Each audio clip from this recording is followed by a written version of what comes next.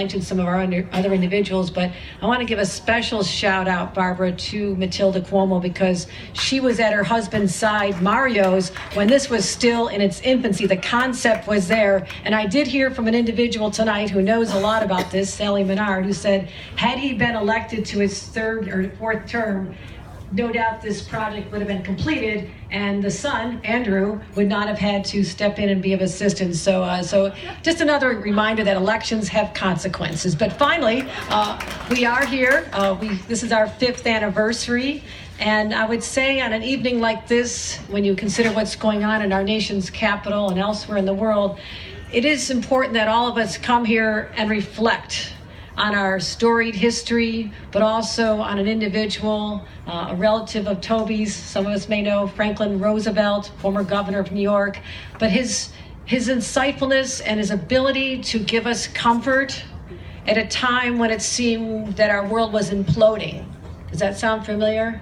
We've been there, ladies and gentlemen, we've been there. And his speech in 1941 gave tremendous comfort and a reminder of the resiliency of our nation. And that's what we honor here tonight. As we should go forth tonight with the reminder that we always endure, because those fundamental principles are always with us, because they're part of who we are as Americans, and we will never lose that. And that is why this site is so significant, and the problems and the issues we're having in Washington, and we want to keep those who are injured this morning in the attack at the ball field, the practice field, in our prayers. I will simply say I'm a former member of Congress, and I played on the women's softball team, similar to the men. And we used to get up at the crack of dawn before anybody had any makeup on or looked very nice for the cameras, and we practice as well. And I'll give you one aside on the difference between men and women, if you can humor me on this one. The men, it's Republican versus Democrat. They practice, and when they have their game at the Nationals fields, it's like watching gladiators. I'll just leave it at that. The women have a different approach to governing and life in general, and we had a bipartisan team, Democrats, Republicans, House and Senate. Senator Gillibrand was our pitcher. I was newly elected in the most Republican conservative district in the state of New York, so they wanted to put me in left field. I said, can I at least go to center field? So I know what it's like, and we played, Tom, you'll appreciate this, we didn't play each other, we were on the same team, we played the media.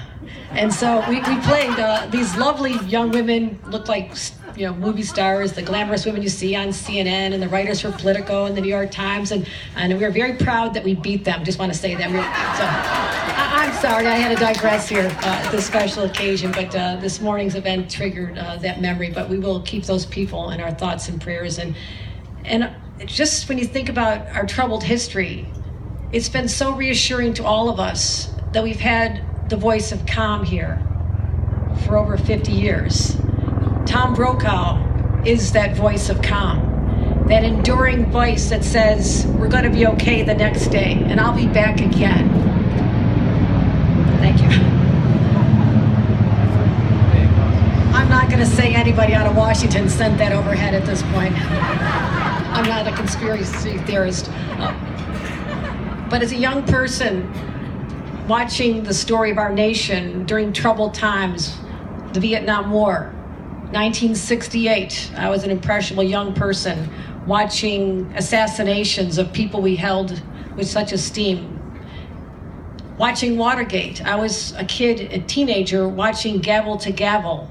And many young people went off to be journalists, inspired by what happened at Watergate. Some of us went off to be lawyers, similarly inspired by watching those hearings.